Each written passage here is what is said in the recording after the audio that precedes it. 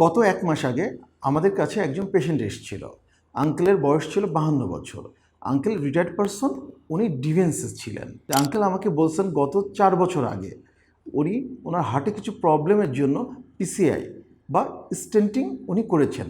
এটা হচ্ছে হার্টের রিং পরানো পেশেন্ট। এখন কিন্তু এটা পরানোর আগে কিংবা পরে উনি শারীরিকভাবে দুর্বলতার জন্য ওনার ওয়াইফকে উনি যৌন তৃপ্তি দিতে পারছিলেন না। এই জন্য তাদের পারিবারিক দাম্পত্য কলহ সৃষ্টি হয়েছিল। আঙ্কেল এসে আমাদের বললেন, আমরা তখনই আঙ্কেলের জন্য আমরা সমস্ত কিছু আমরা ব্যবস্থা করে ফেললাম।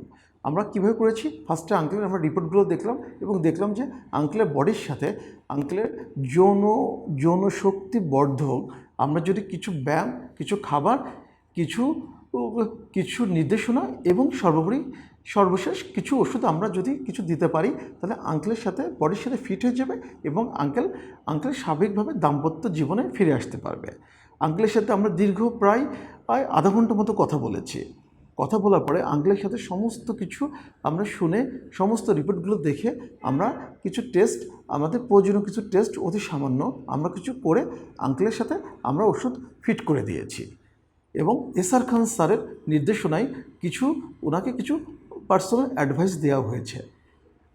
ঠিক ১ মাস পর আঙ্কেল ফিরে আসেন এবং আঙ্কেল বলেন যে উনি দাম্পত্য জীবনে অনেক বেশি সুখী অনুভব করছেন, কিন্তু উনি আরেকটু সুখী উনি ওয়াইফকে দিতে চান।